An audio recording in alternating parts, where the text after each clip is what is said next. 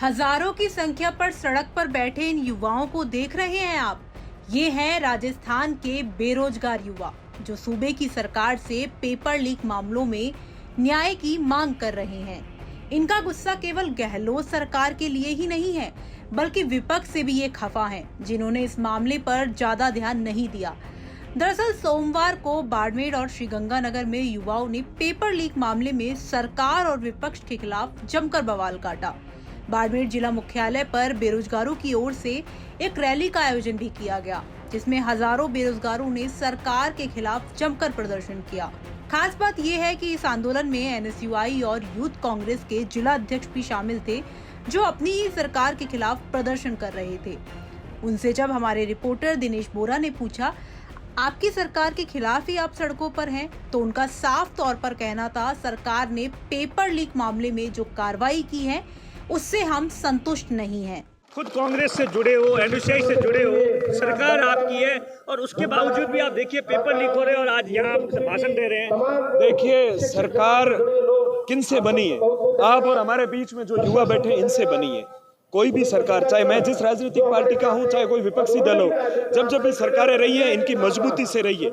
और किसी भी सरकार का अंग होने के नाते या संगठन का अंग होने के नाते मेरा फर्ज बनता है कि मैं धर्म की बात करूं। मेरा धर्म क्या कहता है?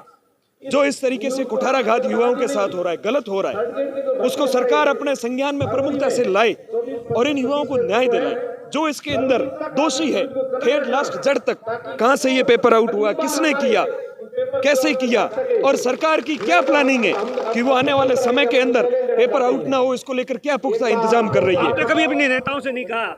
बिल्कुल, हमने नेताओं से भी बात करी है। रीट प्रकरण के अंदर भी पहले पेपर आउट हुआ था, तब भी नेताओं से बात करी थी।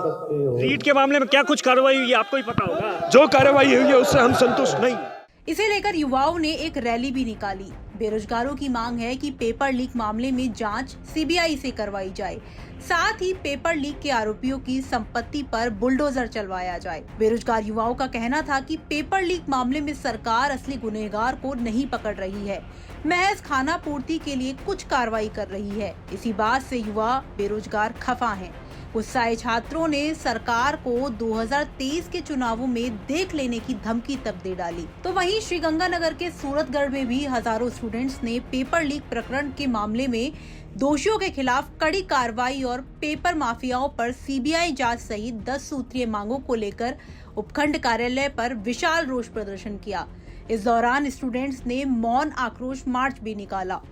नए हाउसिंग बोर्ड स्थित कलाम पार्क से मौन मार्च निकालते हुए छात्र एसडीएम कार्यालय पहुंचे, जहां सभा करने के बाद उपखंड अधिकारी को अपनी मांगों के संबंध में ज्ञापन भी सौंपा गया। प्रदर्शन के दौरान सैकड़ों की संख्या में छात्राएं भी मौजूद रही।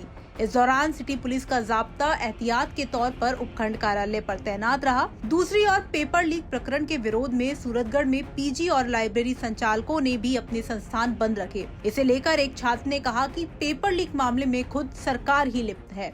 जो ऐसा ही भर्ती के अंदर पेपर लीक हुआ है, फिर सेकंड ग्रेड का पेपर लीक हुआ है। अशोक गहलोत बोलते हैं जैसा ही आउट होगा हम उसे पकड़ लेंगे। इसका मतलब ये तो अशोक गहलोत खुद लिप्त है उस चीज के अंदर। वरना अशोक गहलोत पहले कैसे बोल सकते हैं कि जैसे ही लीक होगा हम उसे पकड़ लेंगे, 1 घंटे के अंदर पकड़ लेंगे, 2 घंटे के अंदर पकड़ लेंगे। तो आप पहले शुरुआत ही क्यों होने दे रहे हो? और पहली बात, पेपर आपकी सरकार बनाती है और आपकी एजेंसियां बनाती है। एजेंसिया के बंदों को आप पैसे देते हो, तिनका आप देते हो, फिर पेपर को ये कर्मचारी नहीं बनाते या फिर बाहर वाले जो माफिया नहीं बनाते। इसका मतलब आपकी सरकार भी लिप्त है।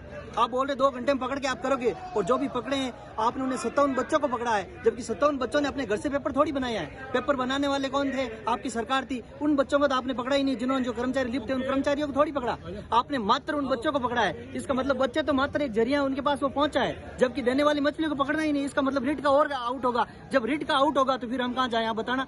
आपको बता दें कि 24 दिसंबर को सेकंड ग्रेड शिक्षक भर्ती परीक्षा में जीके का पेपर आउट हुआ था।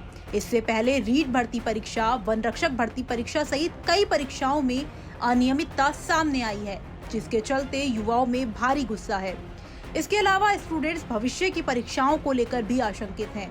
अब इस मामले में गहलोत सरकार आगे और कौन सा कठोर कदम उठाती है, ये देखने वाली बात होगी। राजस्थान तक के लिए बाड़मेर से दिनेश बोरा और श्रीगंगानगर से हरदेव सिंह की रिपोर्ट।